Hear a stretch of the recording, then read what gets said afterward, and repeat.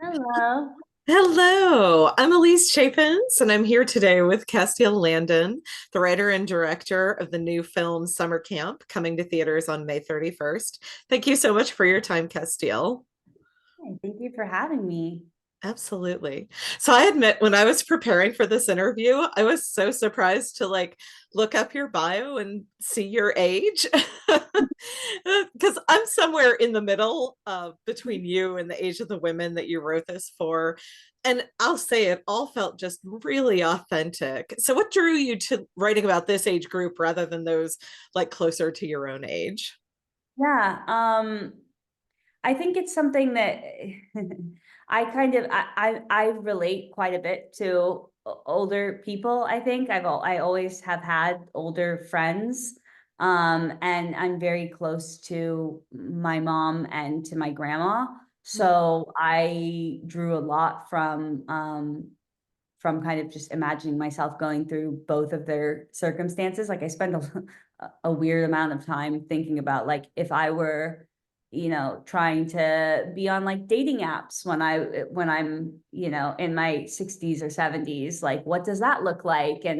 And just I guess because I do work in a creative field, I just am constantly thinking of things like that. And also, what it means to be a woman at age 30 now versus what it was when my grandma was 30, and versus what what my life will be like when I'm age 75. I just think like extrapolating a lot of that, kind of putting myself in the mindset, is where a lot of that came from, but also from personal experiences that I'm dealing with like right now, where it's like, my best friend lives 2 hours away. I never see her.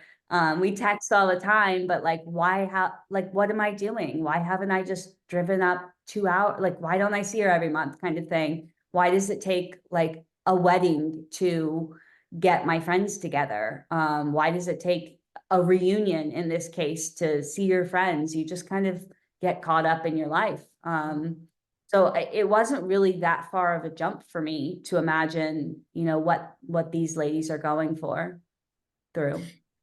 Yeah, that was something I was going to ask about was did working on this movie kind of encourage you to reach out to like childhood friends or anything like that just from, that kind of like relationship that you have and everything.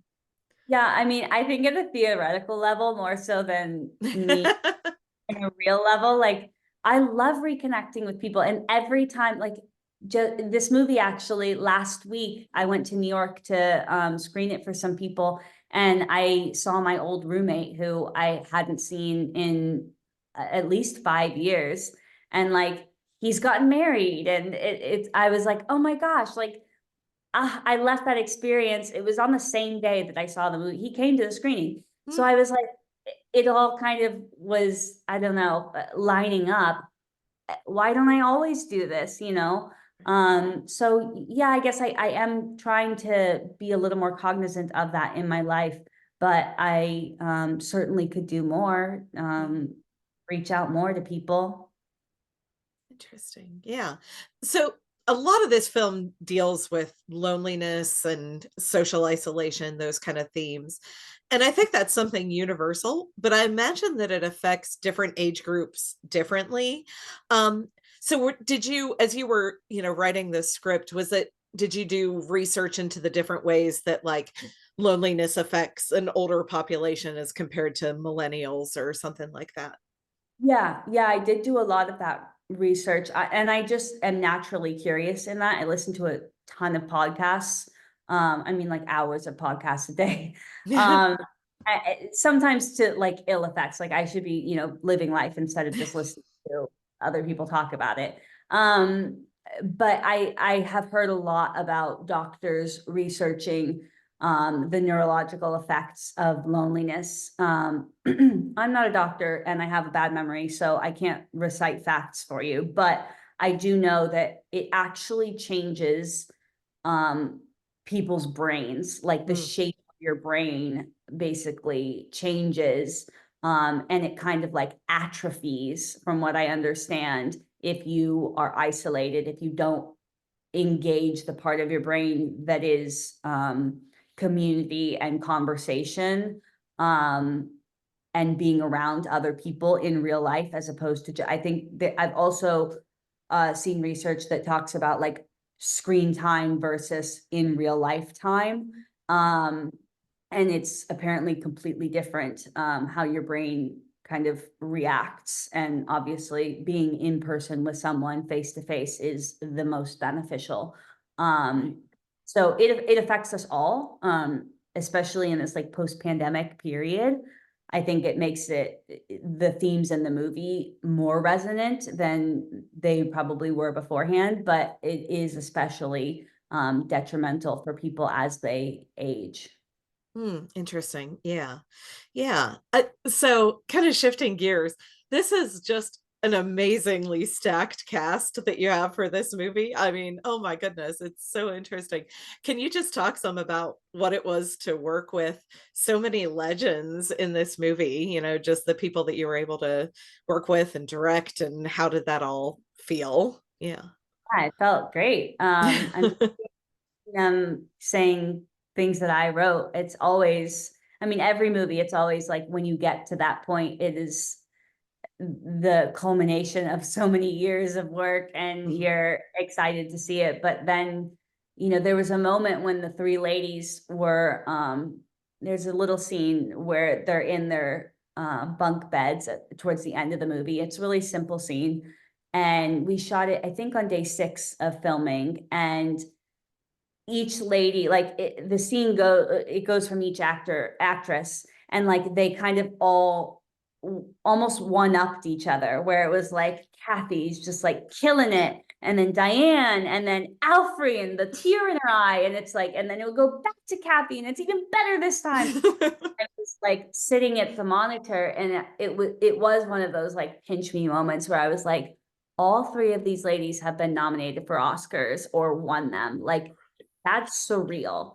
Right. Um, and then add to it, Eugene, who is just like the most adorable legend comedian, like personality, and Dennis, who's just like debonair, and my goodness, everybody's hearts flutter when Dennis walks in, and like all of them. It was just, Josh is just like wonderful, and Betsy Sodaro is hilarious, on and off camera. So yeah, it was just like such a great experience working with everyone.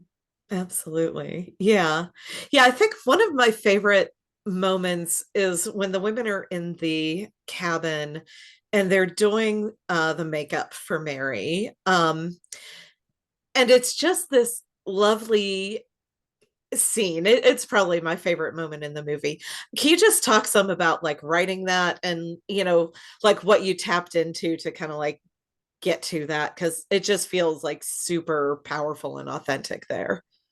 Yeah, I mean, who can't relate to feeling like that sentiment that Mary feels in that moment, where it's like you just want to feel beautiful, where you Mhm. go through a phase where like your looks have to, it's not about your looks even, it's about like your ability to take care of yourself Mhm.